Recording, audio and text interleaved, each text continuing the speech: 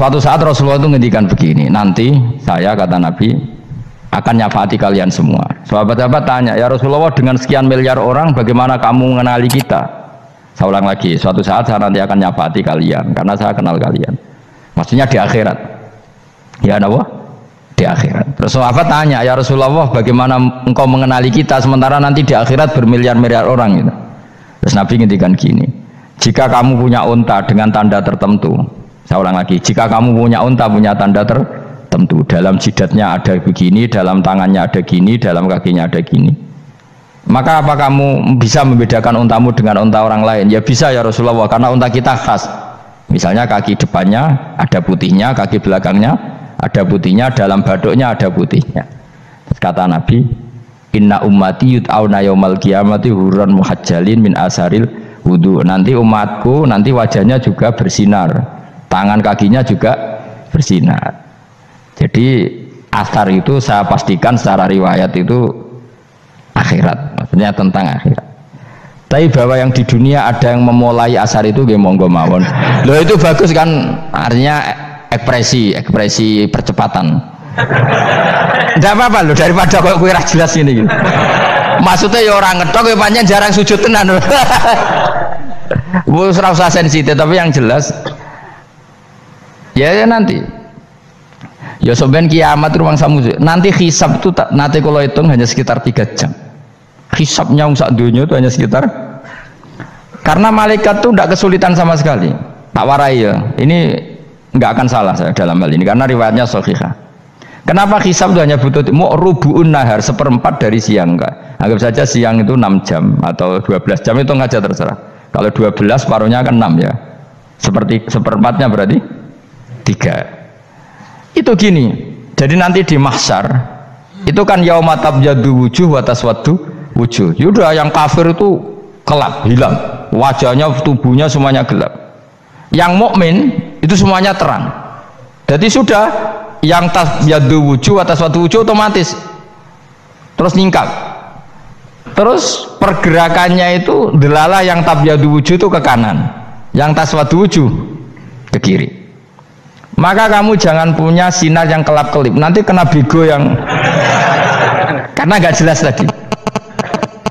Maka kamu harus sinarnya yang sejelas-jelasnya, ghurran muhajjalin min asaril.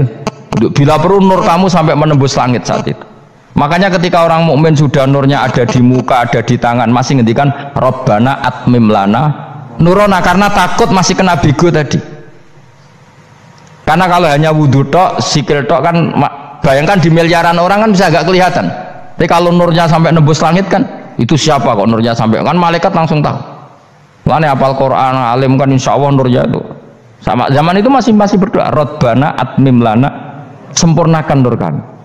Karena nanti identifikasi malaikat berdasar tadi, kalau ada nur berarti diletakkan ashabal yamin, kalau nggak ada nur ashabas shimal. Nah malaikat yang dibawa bigo itu kira-kira detail nggak? Dugaan saya kalau kelap-kelip pasti kena simal. Wah ini partai kiri mesti kan. Pemenang yang wudhunya mau dulet sirah tok sidik. Karena anak mazhab Syafi'i. Sebetulnya meskipun tuh sebaiknya kalau basuh sirah itu kabeh ben ora kelap. Mana aneh pepesan terus dulat-dulet tok. Itu sebenarnya ya itu kelap-kelip. Ya sudah ya. Setelah itu kata ngendikane pangeran yu'raful mujrimuna bisimahum fayukhadu bin nawasi wal aqdam. Orang-orang pendosa kelihatan maka diletakkan di kiri. Nah sama yang orang-orang baik simahum fi wujuhim min asari sujud. Jadi ayat itu jelas tentang akhirat. Tapi kira usah terus provokasi. Seneng kamu kok ya khisimun, maksudnya provokator gitu. Jadi nanti yang mukmin jelas nurnya. Lah nur ini nanti dengan kadar iman kamu, perilaku kamu. Ada yang kelap-kelip, ada yang. Nah, yang kelap-kelip ini orang kena bigo itu tadi. Nanti setelah kena bigo ikut ashabis simal, yang kelap-kelip disortir lagi malaikat yang bagian detail kan ada nanti. Lah ini terus ditubir neraka. Yang kafir bener-bener neraka, yang ini ditubir neraka. Nah, itu nanti ini yang ngel-ngelo Kanjeng Nabi digoleki ya ini itu. Mana sakit Kanjeng Nabi, mana ono kiai soleh darani nek iso soleh dhewe sakit Nabi mergo terus goleki endi umatku sing kelap-kelip terus dicari disyafaati. Ya, imma langsung dituruti Allah, wa imma diubahsinin rokok. Ya terserah rencanamu piye kon aku. Tapi yang jelas apa? Kiamat itu cepat sekali karena tadi ada identifikasi tadi. Makanya hanya cukup 3 jam karena tadi yang jelek kelihatan jelek, yang baik kelihatan baik. Makanya cepat. Ya oraful mujrimuna bisimahum, orang pendosa dikenali lewat alamatnya yaitu taswaddu apa? Wujuh. Kalau orang baik dikenali lewat tabyadu wujuh. Nah terus setelah nyingkir, ini ngono tak warai kiamat. Setelah nyingkir itu faduri babenahum bisuril lahu bab. Setelah tersingkir tadi terus lalu ada pintu penghalang, pintu pemisah. Nah pintu pemisah tadi yang sisi kanan langsung jadi surga, yang sisi kiri jadi neraka. Itu disebut faduri babenahum bisuril lahu bab batinu fi rahmatu wa dhahiruhu min qibalihil adzab. Yang pintu arah kanan otomatis wilayah surga, yang pintu kiri otomatis wilayah neraka. Nah problemnya ketika penutupan pintu itu dah yang kelap-kelip itu katut kemana ini yang makanya kamu jangan malok partai yang apa kelap-kelip yang nggak jelas itu koalisi kemana ya. Kalau partai besar kan iso nyalon presiden, partai kecil ini kan ikut mana ini kan sing sak ngisore 1%, 2% ini kan repot. Loh, coba misalnya nur kamu 2%, berarti gelap kamu kan 98%. Kira-kira malaikat mengkategorikan kemana coba?